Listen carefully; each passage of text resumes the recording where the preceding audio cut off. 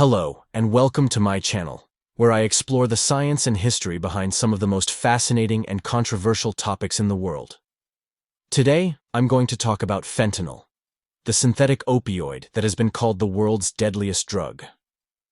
Fentanyl is a potent painkiller that is 50 to 100 times stronger than heroin and 100 times stronger than morphine.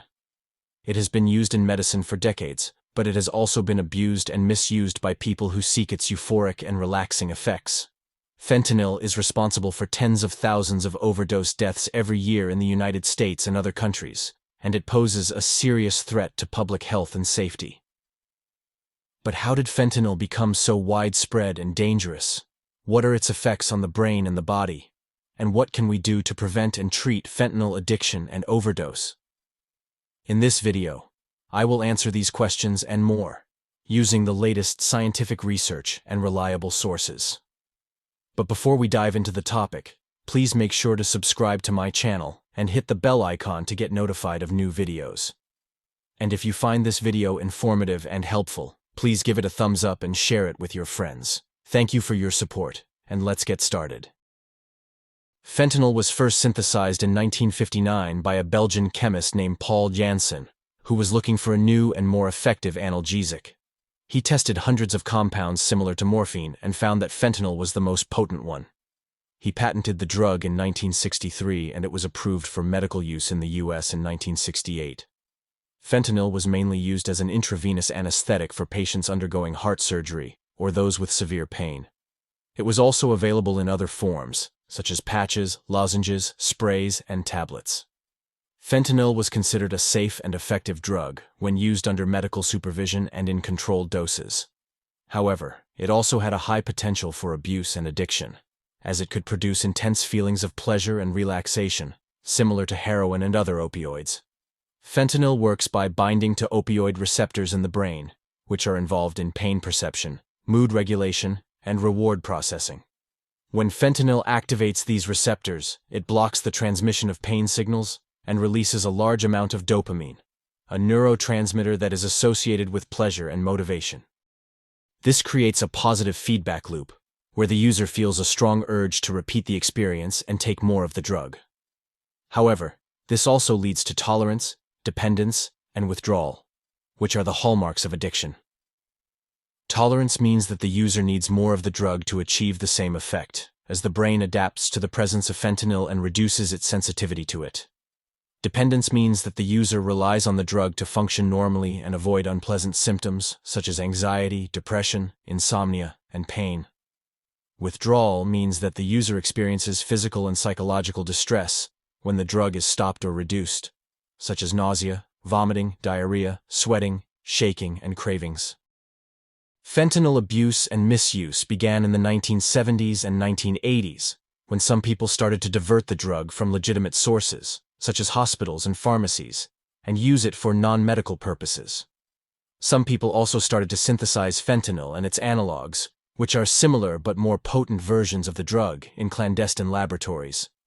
These illicit fentanyls were often mixed with or sold as heroin, cocaine, or other drugs, without the user's knowledge or consent. This increased the risk of overdose and death, as fentanyl and its analogs are much more potent than other opioids and have a narrow margin of safety. A small dose of fentanyl, equivalent to a few grains of salt, can be lethal for a person who is not tolerant to opioids. Fentanyl can also be absorbed through the skin or inhaled, which makes it even more dangerous for users and those who come in contact with it. Fentanyl overdose can cause respiratory depression, which is a condition where the breathing becomes slow and shallow, or stops altogether. This can lead to hypoxia, which is a lack of oxygen in the brain, and result in coma, brain damage, or death. Fentanyl overdose can be reversed by administering naloxone, a medication that blocks the effects of opioids and restores normal breathing. However, naloxone may not be readily available or effective enough to counteract the high potency of fentanyl and its analogs. Therefore, it is crucial to call 911 and seek emergency medical help as soon as possible if someone is suspected of overdosing on fentanyl or any other opioid. Fentanyl and its analogs have been fueling the worst drug crisis in the history of the United States. The reasons for the rise and spread of fentanyl and its analogs are complex and multifaceted. but some of the main factors include the increased availability and affordability of the drug, as it can be easily and cheaply produced and transported. The increased demand and preference for the drug, as it can provide a more intense and longer-lasting high than other opioids. The increased adulteration and contamination of the drug supply, as it can be difficult to detect and measure the presence and potency of fentanyl and its analogs. And the increased vulnerability and marginalization of the drug users, as they may face stigma, discrimination, and lack of access to treatment and harm reduction services.